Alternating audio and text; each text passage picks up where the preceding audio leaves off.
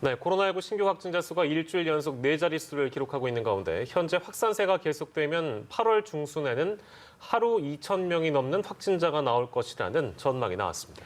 박진영의 출근길 인터뷰, 오늘은 전병율 차의학전문대학원 예방의학교실 교수를 만나 현재 코로나19 상황 짚어보겠습니다. 현장 나가 있는 박진영 기자 나와주시죠. 네, 박진영의 출근길 인터뷰, 오늘은 전병율 교수와 이야기 나눠봅니다. 안녕하십니까? 네, 안녕하세요. 네, 코로나19 확진자 수가 계속해서 늘어나고 있습니다. 1,000명대를 유지하고 있는데 이 상황을 좀 어떻게 보고 계신지 궁금합니다. 네, 상당히 좀 엄중한 상황이라고 생각을 합니다. 지난 6일부터 한 일주일 정도 계속해서 1,000명대 환자가 발생을 했고요. 또 뿐만 아니라 이제 그 검체 양성률도 한 6% 정도로 상당히 높은 수준에 있습니다.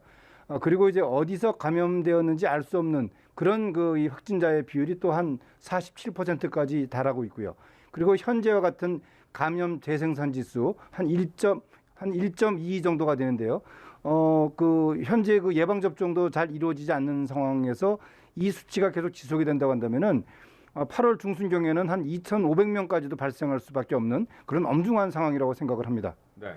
이렇게 확진자 수가 계속해서 늘어나고 있는 가운데 생활치료센터도 이제 치료 병상이 좀 부족한 것 아니냐라는 우려의 목소리가 나옵니다. 현 상황은 어떻습니까? 네, 지금 그 정부 발표에 따르면은 이제 수도권 지역에 33개소의 생활치료센터가 있는데요. 한 1,600병상 정도가 이제 여유병상으로 알려져 있습니다.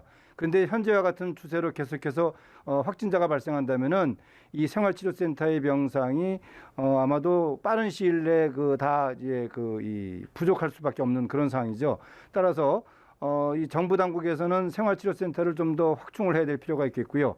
또 필요한 경우에는 이제 그 자가격리 치료 제도도 활용할 필요가 있지 않을까 그렇게 생각을 합니다. 네.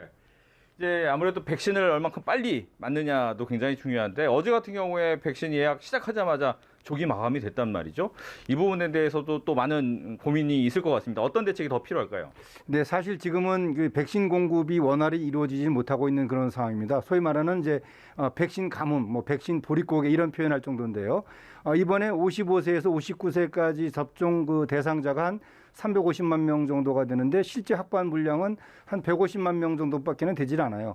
그렇기 때문에 앞으로 이 백신 접종에 대한 예약 시스템을 가동함에 있어서는 이 세분화된 연령층 접종 예약 시스템을 가동함으로써 어떻게 보면은 이 많은 사람들이 일시에 접종을 받기 위해서 예약하는 소위 말하는 이 희망 고문 같은 그런 일이 발생하지 않도록 하는 그런 노력이 필요하다고 생각을 합니다. 네.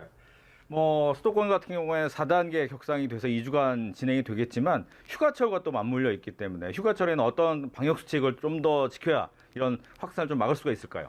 네, 현재까지 이제 수도권에서의 환자 발생이 줄을 잃었다고 한다면은 최근에 이 전국적인 발병 양상이 비수도권에서의 환자 발생 양상도 늘어나고 있습니다. 지금 한 27% 정도를 차지할 정도로 계속 늘어나고 있다는 점.